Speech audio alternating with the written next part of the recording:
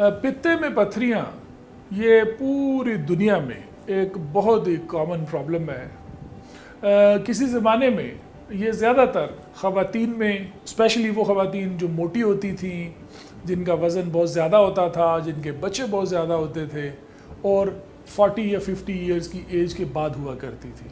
लेकिन जब से हमारी खुराक जो है वो तब्दील हो चुकी है, ज़्यादा जंक और रिफाइंड फूड खाते हैं, तो अब हम मर्दों में, औरतों में और यंग लोगों में भी पित्ते की पथरियाँ आए दिन बेशुमार लोगों में देखते हैं। पित्ते की जो पथरियाँ हैं ये डेफिनेटली नुकसानदेह होती हैं।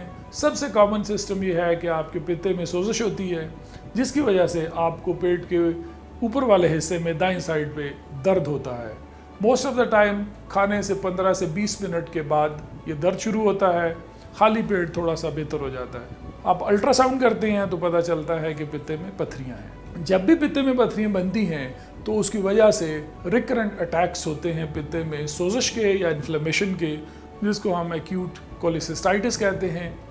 अगर ये चीज़ डायग्नोज हो जाए तो इसका हल सिर्फ ऑपरेशन है, आपको पित्ते को रिमूव करना पड़ता है। अगर इन पथरियों को इग्नोर किया जाए और ये पित्ते में पड़ी रहें महीनों और सालों, तो कभी कभार ये पित्ते की जो पथरियाँ हैं ये पित्ते से जो जिगर से नाली आती है, जिसको हम बाइल डक्ट कहते हैं, उसमें गिर सकती हैं, उस नाली को ब्लॉक करती हैं, जिसकी वजह से पीला यरकान हो जाता है, या जिसको हम ऑब्स्ट्रक्टिव जॉन्डिस कहते हैं। या जब वो पथरी पास करती है उस नाली से, तो पास होते हुए वो लबलबे को डैमेज कर देती है, जिसको हम एक्यूट पैनक्रेटाइटिस कहते हैं, जो कि एक स्मॉल प्रोपोर्शन में खुदा ना खास्ता जानलेवा भी हो सकती है। इसी तरह अगर पित्ते की पथरियाँ पड़ी रहें साल हा साल, तो पित्ते के कैंसर का रिस्क बहुत ज़्यादा बढ़ जाता है।